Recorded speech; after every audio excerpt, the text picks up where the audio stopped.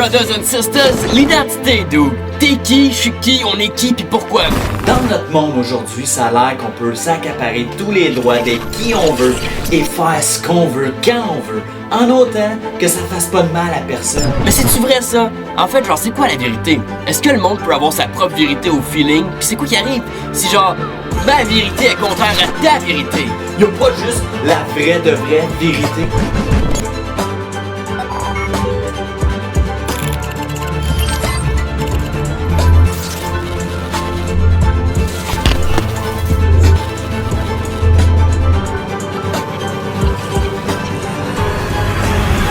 Man, embarque avec nous dans Ride la crise identitaire. Master Deep! Je capote, man! Je sais pas je suis qui! Ouais, je voulais pas te le dire de même, là, mais ça paraît un peu, man. What? Qu'est-ce que tu veux dire, man? Ça paraît. Ben, juste la manière dont tu t'habilles, là, avec casquette fleurie, avec tes cheveux tantôt mauve, tantôt bleu, ton hoodie, là, tout racoudé, plein de patchs, puis toujours un t-shirt vintage avec une phrase d'une autre tranche de vie vide de sens. Tu te cherches, man. Dude. Pis la petite moustache rasée comme si t'avais pas d'expérience avec des beats qui marchent probablement même pas, mais que tu portes juste pour la brand, man. Ça clash. Je m'excuse, mais y a rien qui match, là. Tu projettes un kiddo de 16 ans qui se perd dans le frame d'un gars de 30. Même que je te gage, là, que ton grenier, c'est un studio green screen. Bro, yo! Chut. On filme-tu, là, parce que tu nous embarrasses, man? Tu te cries? De quoi je me crie? Ouais, tu te cries, man. Je me crie quoi, man? Ben, une identité, cette affaire. Une identité, je me crée une identité. Ben oui, tu utilises ton apparence extérieure pour te présenter. Tu t'habilles, tu parles d'une façon pour essayer de contrôler ce que les gens vont penser de toi. Tu t'arranges pour projeter une image que tu juges à ton avantage. Ok, mais yo, genre... Fair enough, mais toi aussi, là, tu donnes pas ta place avec ta grosse beard hipster, ta palette dans les airs pis ton chandail jaune flash ben trop tight que t'as probablement volé à une petite fille de 12 ans fan de Stranger Things, genre, t'as du fake pour essayer de parler à une clientèle cible, man. Ben dude, c'est que tout le monde fait ça, là. À l'ère des médias sociaux, en plus, là, check les TikTok, les Instagram, les Facebook, à droite, à gauche, tout le monde utilise la projection pour présenter la meilleure version d'eux-mêmes. En tout cas, selon leur jugement. Ouais, pis c'est variable, hein, ça, le jugement. Mais c'est vrai que la populace sur les médias sociaux ont toujours l'air de se la couler douce, avec leur sourire parfait, leur chien parfait, leur repas parfait, leur voyage parfait, leurs amis parfaits, leur party parfait, leur chalet parfait. Genre, c'est un peu fatigant, man. On dirait que les gens s'identifient à une image comme ultra contrôlée, pis dans le fond, c'est ultra filtré, pis pas vraiment honnête. On sait que la vie, man, ça peut pas être aussi parfait que ça. Le monde, il veut intensément se faire accepter, puis on le voit. On est maladroit à vouloir flasher à travers toutes les fils possibles. Comme tu le dis, là, ça provoque l'effet contraire. Le manque d'authenticité, c'est repoussant, man. Ok, sauf que dude, genre, si moi, authentiquement, j'aime ça, les cheveux bleus, j'aime les hoodies patchés, déchirés, repatchés, pis que je m'en fous de ce que les autres disent, man. C'est ça que je suis, man. C'est tout. You can't stop me. It's who I am. I was born this way, man. Ouais, l'authenticité, c'est vrai, c'est mieux. Mais ce que tu dis là, c'est encore de la projection. Tu veux que les gens sachent que leur opinion ne t'atteint pas. T'es encore en train de contrôler qui t'attire puis qui tu repousses. Mais bro, genre pourquoi on fait ça? Pour être unique, pour sortir du lot, Billy Bro. Imagine, tu vas dans un party, dans toute la splendeur de ton look excentrique, puis là, il y a un dude qui débarque avec exactement le même accoutrement que toi.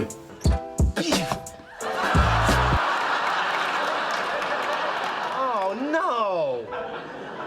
Dude, j'avoue que ça serait awkward, là. Je serais comme, jeez, man, what the heck? C'est quoi ton prob? Exactement, là, ça t'atteindrait dans ton identité. Tu remettrais peut-être en question ton look. Il y a du monde qui met vraiment beaucoup d'efforts dans la création d'eux-mêmes. Ça peut devenir pesant de vivre ce que tu veux projeter. Gosh, bro, j'avoue que c'est trop vrai, genre...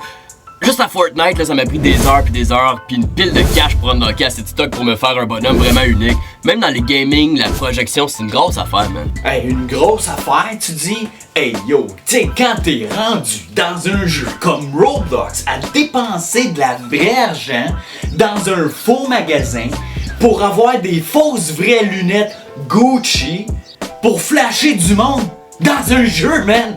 Des vraies bannières vont payer pour s'afficher et te vendre du faux stock dans un faux monde. C'est là que tu comprends que la projection, c'est une affaire primordiale dans notre perception de comment se faire accepter des autres.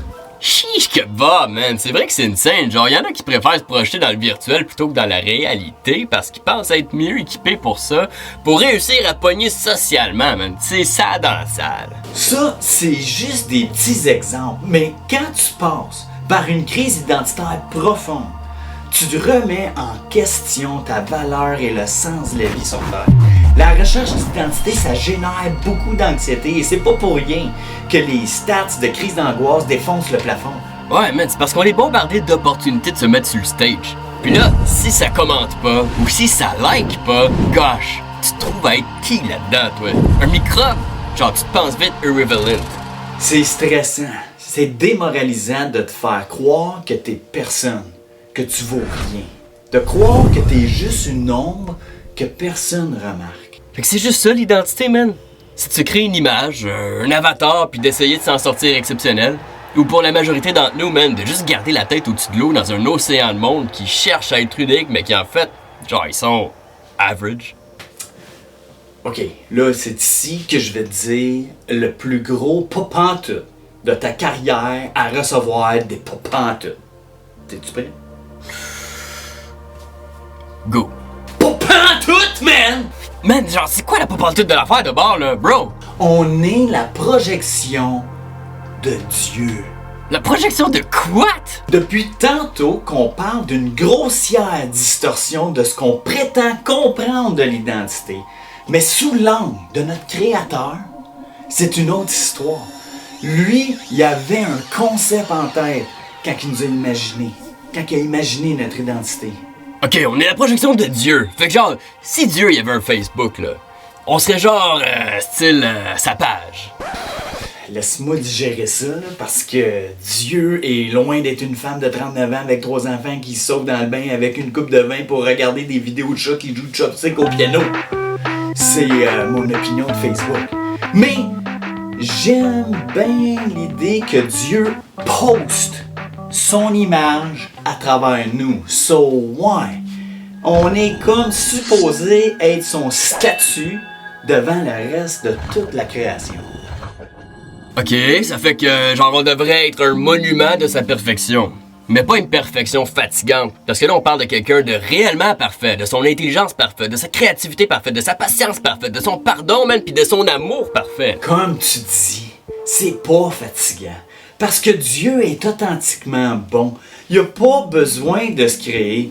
Il est qui il est depuis le début de l'éternité. Il veut la même chose pour toi. Ok, mais genre, on est ben tata, man, de perdre notre temps à s'inventer. C'est quoi l'affaire? Genre, si Dieu a mis son empreinte en nous, qu'est-ce qu'on fait à se rendre malade à chercher ailleurs qu'en lui? Ben, l'affaire, c'est qu'on le reconnaît pas. On a été et on continue d'être trompé et poussé à s'éloigner de lui. Tellement qu'on a de la misère à le spotter dans le monde au point qu'on croit même pas qu'il existe. Alors, laissé à nous-mêmes, c'est pas étonnant qu'on s'invente et on s'accroche par tous les moyens d'être quelqu'un pour espérer réussir dans une jungle où c'est le plus beau, le plus fort, le plus intelligent qui gagne. Ok, fait que, genre, au fin fond, on n'a pas le courage de pas être fake. On est prêt à mentir, puis même à plus pour couvrir puis justifier nos défauts, parce qu'on a peur d'avoir à affronter le monde seul, man. Mais tu sais quoi? Il y en a un qui a eu le courage de se rendre vulnérable et de montrer réellement qui qu'il est. Yo, je te vois venir, man. Tu veux shifter à Jesus, hein? Mais qu'est-ce que tu veux dire vulnérable? Je pensais que c'était lui le créateur, man, le tout-puissant. T'as complètement raison, Billy B.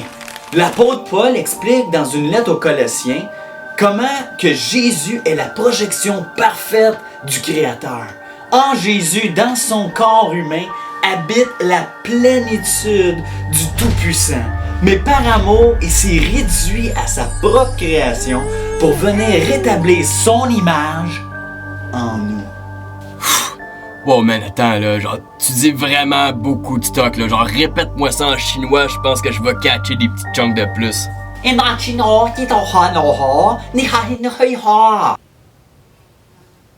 Hein? Ben, vois-tu, l'amour authentique et profond n'existe pas tant qu'il n'y a pas de vulnérabilité.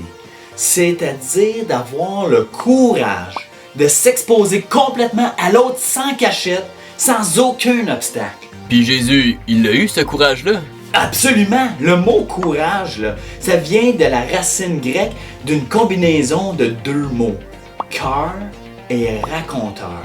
À l'époque, quand on parlait de courage, on parlait de quelqu'un qui racontait son histoire de tout son cœur.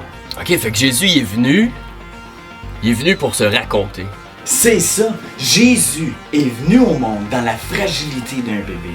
Est venu raconter sa bienveillance, sa soumission, son obéissance, sa compassion, sa gentillesse, sa bonté, sa sagesse, sa fidélité, son pardon, sa générosité. Il est venu exposer son identité au grand jour malgré le fait de se faire rejeter et de finir cloué sur une croix. Si tu te demandes ce qui était l'intention de Dieu lorsqu'il t'a créé, regarde à l'exemple de Jésus et tu vas voir tout ce qu'il voulait et qu'il veut encore projeter en toi. Ouais, parce que Jésus est ressuscité, puis est bien vivant pour accomplir ce miracle en nous. Ce genre, Dieu, il veut nous connaître personnellement pour se faire connaître au monde entier. Dieu nous a créés pour refléter sa personne pour qu'on puisse le rencontrer, le glorifier et le raconter de notre cœur. Les gens y trouvent réconfort à se faire aimer sans jamais se faire connaître. Ouais, bro, genre c'est superficiel à mort, man. Mais en même temps, comme, notre plus grande peur, c'est d'être rejeté pour qui on est vraiment. Oui, mais en Dieu, t'es complètement connu et complètement aimé. C'est ce que l'être humain a le plus besoin au monde. Yo, deep man, c'est bien fou ce que t'es en train de dire là, man. Ben oui, c'est vrai, genre l'amour de Dieu, l'authenticité qu'il prouve par sa naissance, sa mort à la croix, man, qui nous offre, qui nous libère du fardeau de prétendre tout le temps. On n'a pas besoin de s'essouffler puis de s'auto-justifier quand on laisse Jésus nous justifier puis qui nous donne la force de vivre, man, la vie qu'il veut pour nous. Il faut qu'on se détourne de projeter notre orgueil éphémère puis qu'on se tourne vers lui pour qu'il nous fortifie contre toutes les difficultés que la vie peut nous lancer, man. Tu es la projection du grand Dieu. Souviens-toi de ça, man. Ciao.